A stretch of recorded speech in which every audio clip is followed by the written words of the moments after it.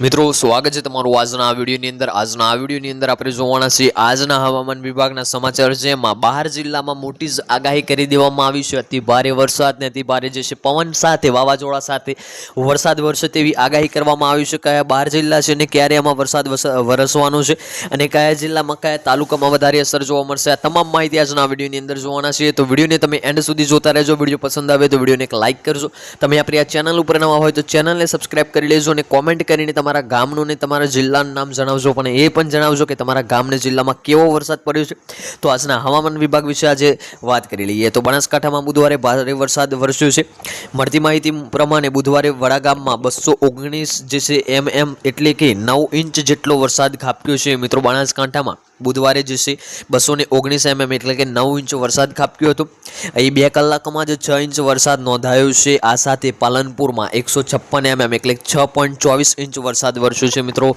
પાલનપુરમાં પણ 6.24 ઇંચનો વરસાદ વરસ્યો છે અહીં 2 કલાકમાં 6 ઇંચ વરસાદ નોંધાયો છે અને આ સાથે જ જે છે આજે પણ અહીં અતિ ભારે વરસાદની આગાહી કરવામાં આવી છે મિત્રો બનાસકાંઠામાં અને પાલનપુરમાં પણ આજે પણ જે છે અતિ ભારે વરસાદની આગાહી કરવામાં આવી છે ગુજરાતમાં હાલ વરસાદી માહોલ છવાયો છે અને વાદળછાયા હવામાનને કારણે વાતાવરણ જે છે અદાયક બન્યું છે અત્યારે બુધવારની રાતે ઉત્તર ગુજરાતના બનાસકાંઠામાં મેઘરાજાએ ભૂકા બોલાવ્યા છે મિત્રો ગઈ રાત્રે એટલે કે બુધવારની રાત્રે જ બનાસકાંઠામાં જે છે મેઘરાજાએ ભૂકા બોલાવ્યા છે પાલનપુરમાં જે છે 2 જ કલાકમાં 6 ઇંચ વરસાદ ને વડાગામમાં 2 કલાકમાં 7 ઇંચ વરસાદ ખાબકીની માહિતી મળી છે મિત્રો વડાગામમાં જે છે 7 ઇંચ વરસાદ ખાલી 2 કલાકમાં ખાબક્યો હતો અને પાલનપુરમાં પણ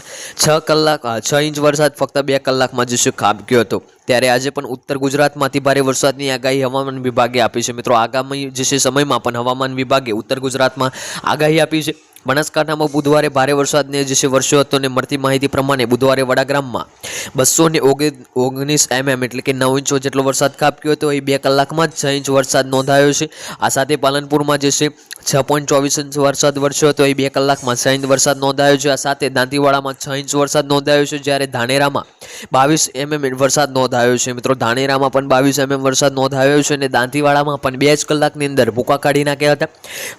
હવામાન વિભાગે આગાહી મુજબ આજે ગુરુવારે 3 જુલાઈના રોજ બનાસકાંઠા સાબરકાંઠા જિલ્લામાં ગાજવીજ સાથે અતિભારે વરસાદની ચેતવણી સાથે ઓરેન્જ એલર્ટ જાહેર કરવામાં આવ્યું છે મિત્રો હવામાન વિભાગ દ્વારા પણ આજે ગુરુવારના રોજ 3 જુલાઈ એટલે કે આજના રોજ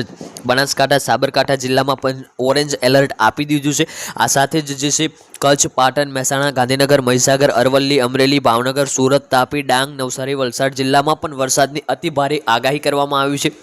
અને આ તમામ જિલ્લામાં પણ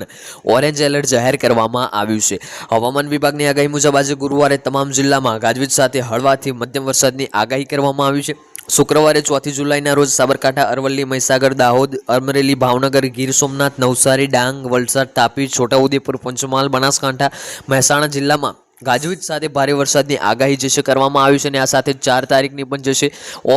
ઓરેન્જ એલર્ટ અહીંયા જાહેર કરી દેવામાં આવ્યું છે હવામાન વિભાગે આગામી 7 દિવસ ભારે વરસાદની આગાહી કરી છે જેમાં આજથી ભારે વરસાદની હવામાન વિભાગની આગાહી છે હવામાન વિભાગે આગામી 7 દિવસ ભારે વરસાદની આગાહી કરી છે જેમાં આજથી ભારે વરસાદની જે છે હવામાન વિભાગની આગાહી છે